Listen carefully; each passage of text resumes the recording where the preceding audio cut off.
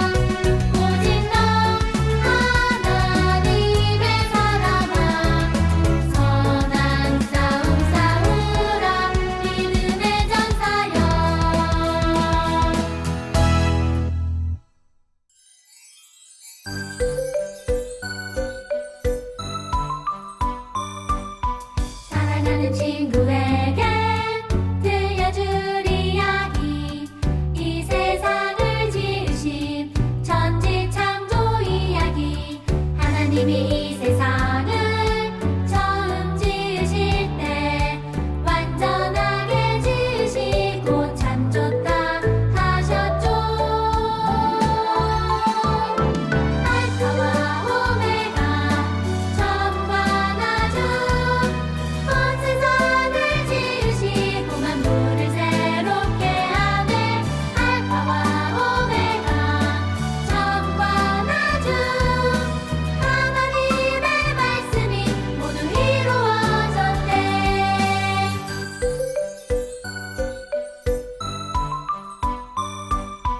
사랑하는 친구에게 들려줄 이야기, 이 세상을 지으신 천지창조 이야기. 하나님이 이 세상을 처음 지으실 때 완전하게 지으시고 참 좋다 하셨죠. 알파와 오메가 처음과 나중 온 세상을 지으시고 만물을 새롭게 하네. 알파와 오메가 처음과 나중 하나님의 말씀이 모두 이루어졌네.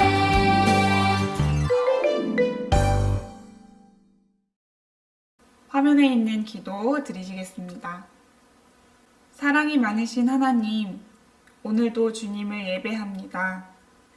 우리가 드리는 예배 가운데 함께 해주시고 하나님의 말씀과 뜻을 알 수 있는 시간이 되게 해주세요. 이제까지 코로나 바이러스로 함께 예배를 드리지 못했습니다. 교회에서 함께 예배를 드린다는 것이 얼마나 귀하고 감사한 일인지요. 우리에게 주어진 모든 상황들이 하나님의 은혜임을 잊지 않도록 해주세요. 오늘도 주실 말씀을 기대합니다. 말씀을 통해 새로워지는 시간이 되게 해주세요. 감사합니다. 우리를 위해 이 땅에 오신 예수님의 이름으로 기도드립니다. 아멘. 오늘 주시는 하나님의 말씀은 룻기 2장 12절의 말씀입니다.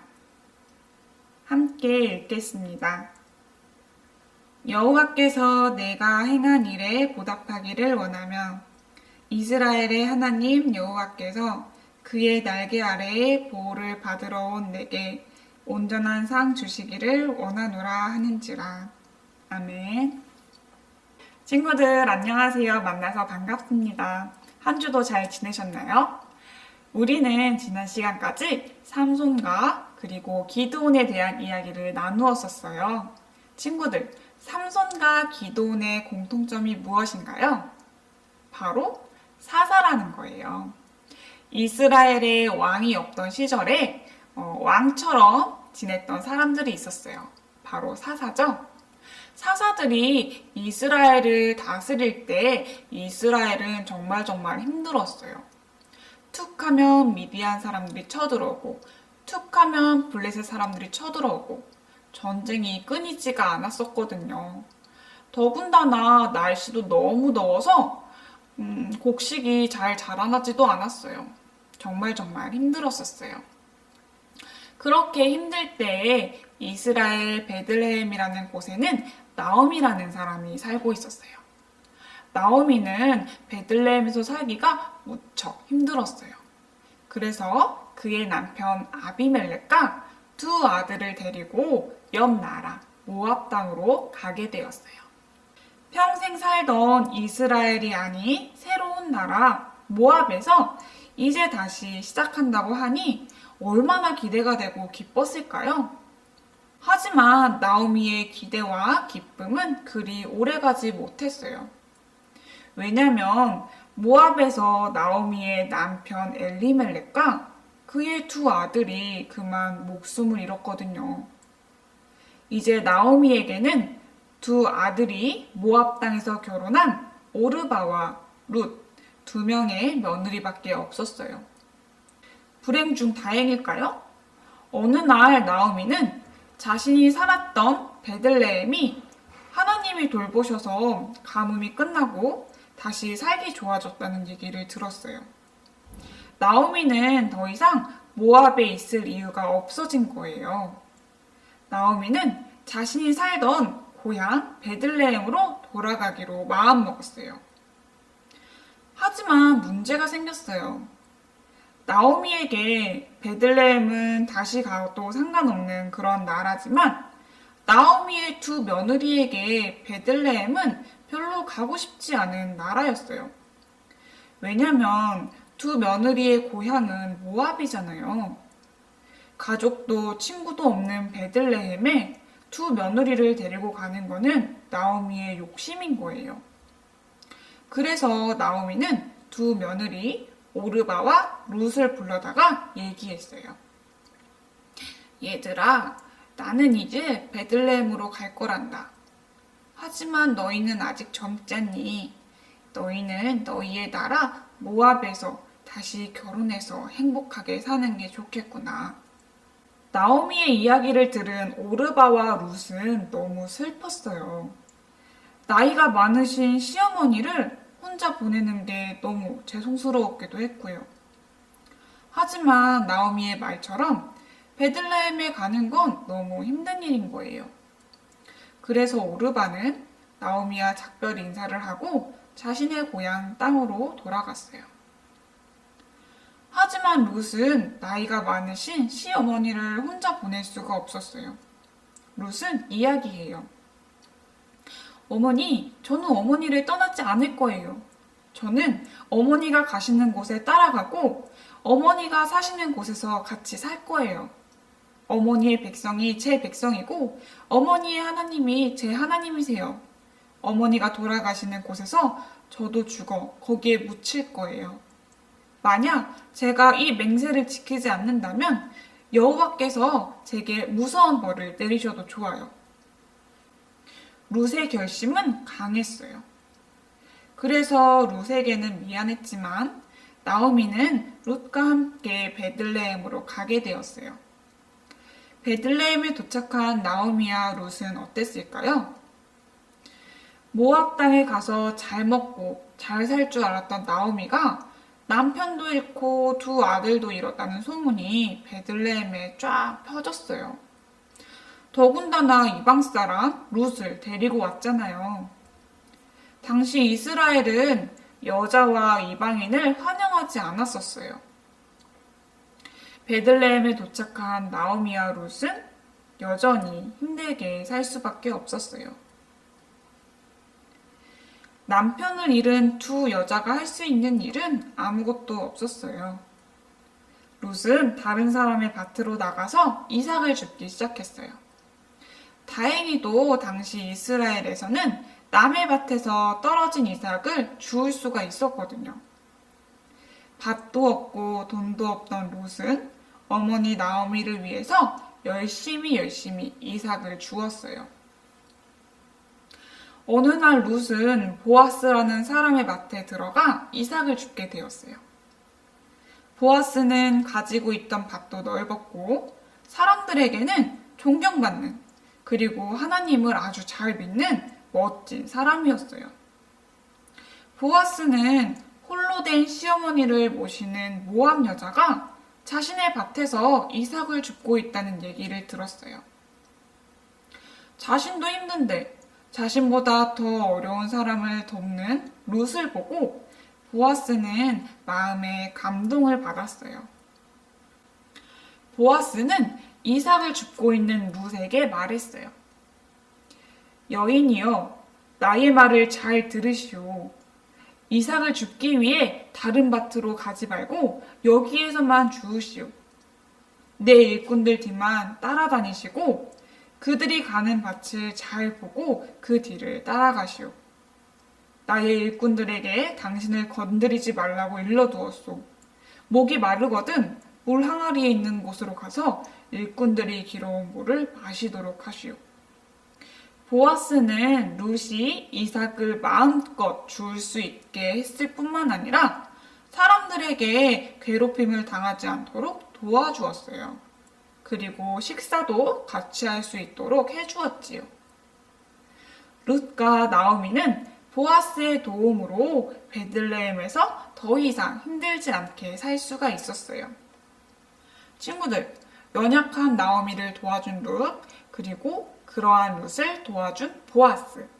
우리는 룻과 보아스의 모습을 통해서 가난하고 연약한 자를 도우시는 하나님의 모습을 볼 수가 있어요.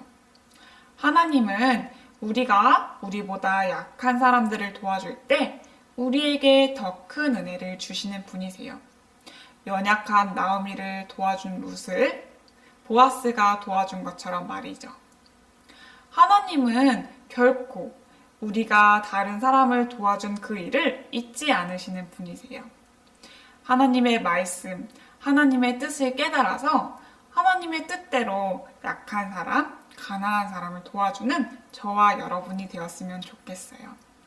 오늘 하루 주신 하나님의 말씀을 마음에 새기고 헤아리는 우리 친구들이 되길 소망할게요. 우리 마지막으로 보아스가 룻에게 한 말을 같이 읽고 모든 말씀을 마치도록 하겠습니다. 여호와께서 당신이 한 일을 갚아주실 것이요. 작은 새가 자기 어미 날개 아래로 피하듯이 당신이 여호와께 왔으니 이스라엘의 주 하나님께서 당신에게 넉넉히 갚아주실 것이요. 아멘. 함께 기도드리시겠습니다. 은혜가 풍성하신 하나님, 가난한 이를 돌보시고 연약한 자를 살피시는 하나님, 하나님의 은혜를 오늘도 받습니다. 주신 은혜에 감사드리며 저희 또한 그 은혜를 가난하고 연약한 이들에게 나눌 수 있기를 원합니다.